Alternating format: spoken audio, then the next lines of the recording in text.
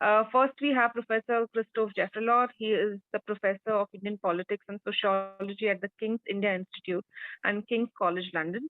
He's a non-resident scholar in the South Asia program at the Carnegie Endowment for International Peace and a senior research fellow at the at the Center of International Studies and Research CERI at Sciences Po in Paris.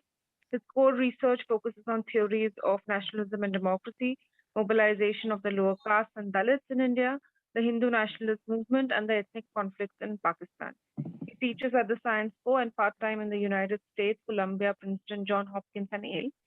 Also, like I mentioned before, Professor Jeffrey Lott is also author of many books, and he has, of course, edited many volumes. And he's also a very regular columnist in the Indian Express.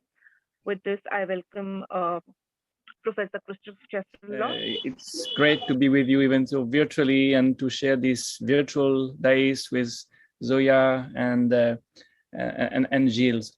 What I'm going to do in these 20 minutes that you have allotted me is to show some of the results of some of the research that I have done with Gilles in many cases about caste politics in UP, but with the BJP strategy as a case study, because as you've just said, Irfan, this election campaign shows caste politics as probably playing an important role, and probably a more important role than in the previous state elections, which is an interesting development, to some extent a counterintuitive development, because we could have imagined that Yogi Adityanath, being who he is, would have played the Hindutva card more forcefully. And of course, this is one of the cards they are playing, no doubt about that. But caste is probably more important this time. And it's interesting to see whether the way BJP resorted to caste politics before will be used this time. And I'm going to speak about the past, I'm glad Zoya and Gilles, who are much more better specialists of UP, will be able to update these findings. But it's a good way to proceed, since I'm speaking first, to say what happened recently, what happened in 2017 and what happened in 2019 on the front of caste politics. Well, in 2019, we saw a very important development in Uttar Pradesh. For the first time, half of the poor voted BJP. And these are figures the CSDS, Lokniti, NES survey gave, showing a huge increase between 2009 and 2019. In 10 years, you see the percentage of poor voters supporting BJP jumping from 14% to 50% in Uttar Pradesh. And that was partly due to the fact that at an all India level this time, the Dalits started to vote in much larger numbers for BJP than before. And of course, there is a relation between the two. You have so many poor voters supporting BJP because you have many more Dalits supporting BJP. There is a class element, but there is even more importantly, a caste element. And this is an invitation to disaggregate this notion of the Dalits, this idea of scheduled caste, because it's not as if all Dalits supported BJP. You have a very interesting disaggregation that needs to be done, and you have to go to the Jati level. for understanding what happens, what happened in 2017 and in 2019.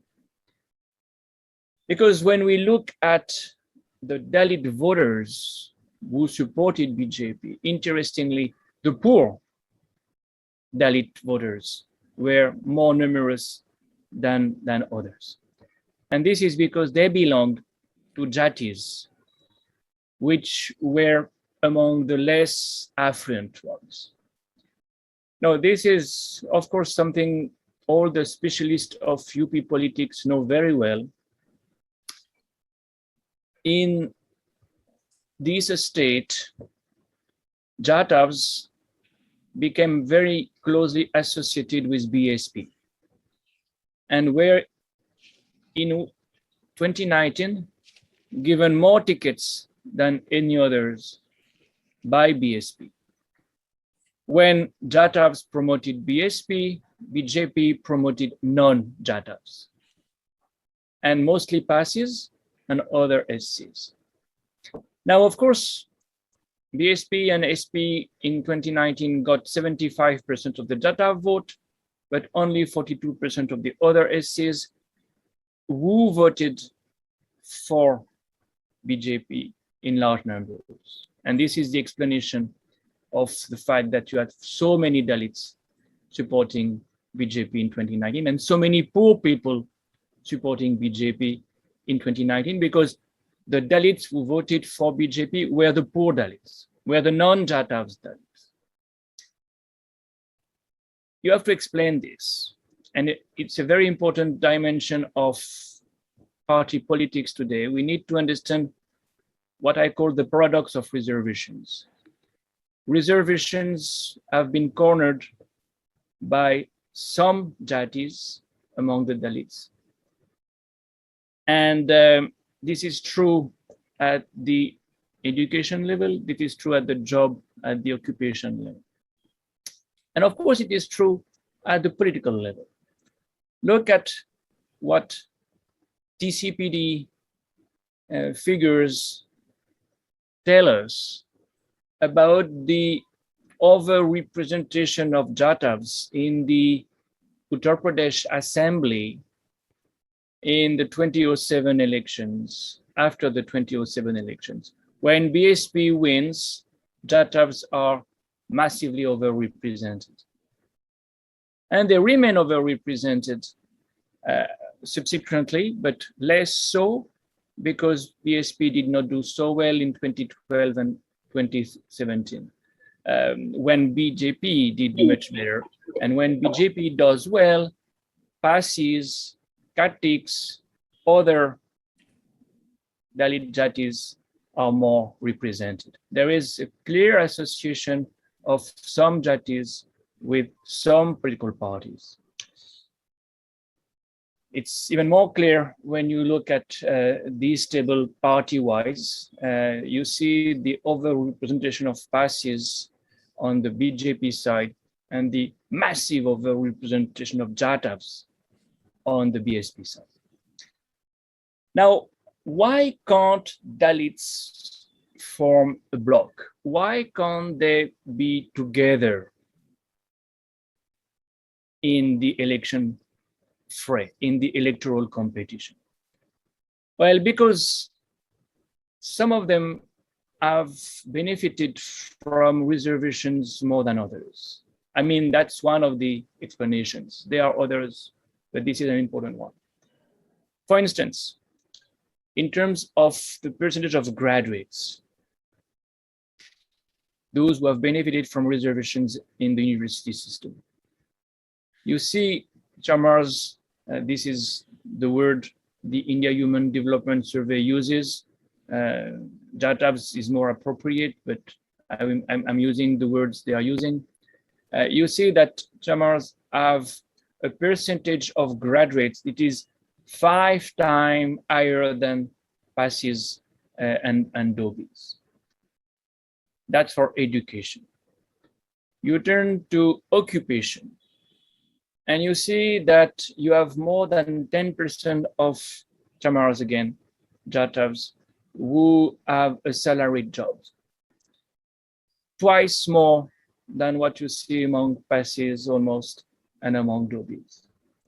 So it was very clear that these caste groups, and you can add others, you can add Balmikis, you can add Katiks, you can add small Dalit jatis, resented the domination of Jadavs. A domination that was due to the rise to power of BSP, but a domination that was also due to the way they could benefit from reservations at the expense of them. This is what I call the products of reservation. Reservations were supposed to help Dalits to prosper, to collectively benefit from affirmative action, from positive discrimination. And at the end of the day, it has divided the Dalits. And BJP was very good at exploiting this situation by co-opting a large number of non-Jatav leaders, non-Jatav candidates at the time of elections and benefit from their electoral support. That's what they did. Now, you invite us to reflect upon the present day situation, Irfan, and to think about solutions. This is even in the title of today's panel discussion, and I'm not against trying to propose solutions.